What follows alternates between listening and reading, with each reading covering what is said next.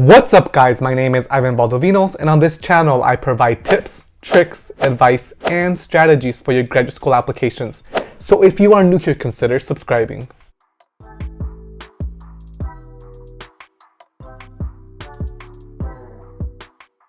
In today's video, I wanted to share with you my rejection letters from the PhD programs I applied to last cycle. I applied to 10 programs total and was accepted into 5 and rejected from 5. So I am going to go through my rejection letters and I'm going to give you some insight on why I think I got rejected. The first program that I'm going to go over is the University of Washington Educational Leadership and Policy Studies program, PhD program. So they said, "Thank you for your application to the University of Washington Graduate School. Your file has been carefully reviewed by the Graduate Admissions Committee in the Education Seattle PhD Educational Leadership and Policy Studies program. Unfortunately, the committee has decided not to recommend your admission. The number and quality of graduate applicants to University of Washington is extraordinary, and these difficult decisions are reached through careful consideration of all applicants to a given program. In many cases, enrollment restrictions are also a factor, limiting our ability to accept all qualified applicants. If you have any questions regarding the decision, please contact them at this email." So this program, I honestly thought it was one of my safety schools because I am from the state of Washington, and the researcher that I wanted to work with strongly aligned with my research interest. And so I was kind of shocked that I didn't get accepted. But to be honest, I did apply to this program prior years when I was applying for my master's program, and I also got rejected. So maybe my thinking is that they want me to go outside of the state and then and get my training there and then return back, or maybe they don't have funding, or maybe I wasn't just a strong applicant for their program. UW Seattle's education program is one of the top ranked programs in the nation, so it's really competitive. But honestly, this was my safety school and I got rejected. The next program that I applied to is Vanderbilt University. So here's what they said. "Dear Ivan, thank you for your interest in our Leadership and Policy Studies graduate program. I am sorry to have to inform you that our review of your application and credentials did not lead to a recommendation of admission.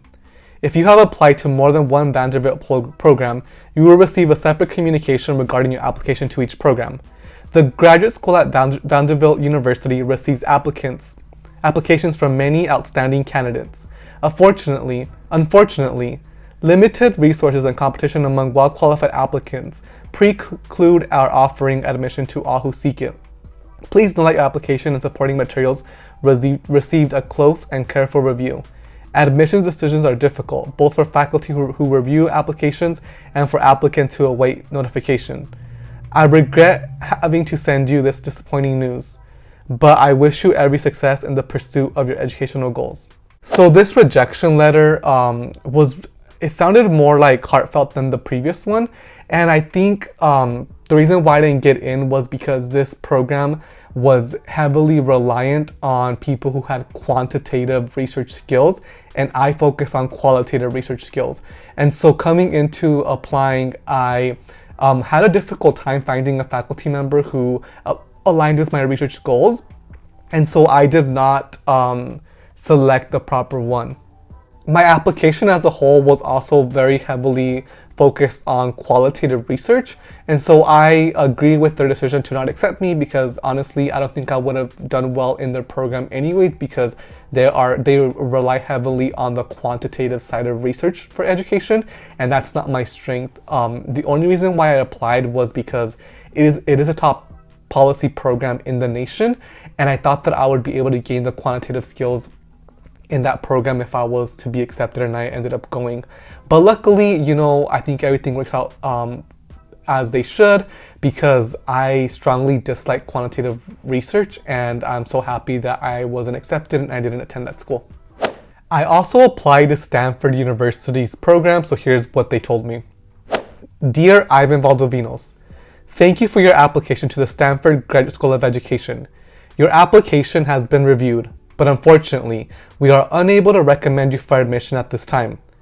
The process of selecting candidates for the graduate programs is difficult and painstaking.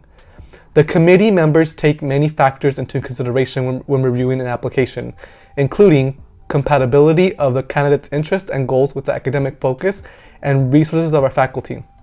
Each year, the number of applicants far exceeds the number of students we can admit. Thus, many strong candidates cannot be offered admission. Thank you again for your interest in the Graduate School of Education. Best wishes in your future endeavors. So again, this rejection letter was more detailed than my first one. I do want to say that all these rejection letters that I received were from my personal portal. When I was accepted, on the other hand, I received either a phone call or an email directly to my personal email instead of them having me check my portal. So that should be a signifier. If you are directed to your portal to check your decision, it's probably going to be a rejection because they want to, if you do get accepted, they're going to contact you through phone or through a personal email. But something that I do want to tell you about this Stanford program here is what they say here is they strongly consider candidates' interests and goals with the academic focus and resources of their faculty. So if you are going to apply to the Stanford Graduate School of Education, you're going to want to make sure that your research interests and goals aligns with the faculty member. In retrospect, my interests didn't align with really any of their faculty. And so I kind of, get why they rejected me, because I didn't have a potential mentor, because no one did what I wanted to do in terms of my research and goals. And so if you are going to apply to Stanford, you want to make sure that your research interests, your goals, what you put on your CV, what you put on your statement of purpose, align very closely with one or more faculty at the Stanford Graduate School of Education. The next program that I applied to was Harvard University's PhD program. Something to note with this program is that if you're applying for their master's, the application runs through the Harvard Graduate School of Education. If you apply for the PhD is actually housed in the Harvard Graduate School of Arts and Sciences. And so you want to note that when you're applying, but here's what they told me. Dear Ivan, after careful review, I regret to inform you that the Graduate School of Arts and Sciences is unable to take favorable action on your application to the program in education. The number of promising applicants well exceeded the number of offers of admission we can make for the 2021-2022 academic year. I know that this decision comes as a disappointment. Unfortunately, enrollment of new students is limited to a small fraction of those who are qualified for admission. I want to assure you that your application received full consideration by faculty members in the program to which you applied. We appreciate your interest in the graduate school and wish you success in your future studies. Best wishes.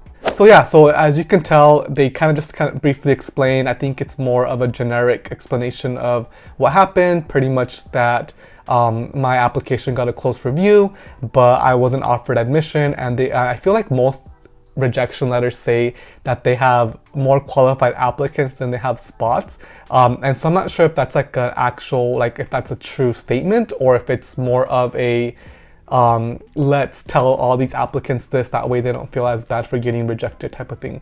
But I got rejected from the Harvard Graduate School of Education, and this program is honestly very competitive, but also it's hard to know what they actually want in their applicants, because they do accept around 30 PhD applicants or PhD applicants every year, but there's a range of topics in education. It's hard to know what exactly they're seeking. So honestly, I'm not sure why I got rejected. I feel like I put out there a strong application package. I would say though, my statement of purpose could be stronger. I know that especially these Ivy League top competitive programs, what they seek in their applicants are people that are going to go beyond the local level of education transformation, for example. So they want these grandiose ideas, and they want you to put forth that in your SOP and back it up with your experience both in research and practice.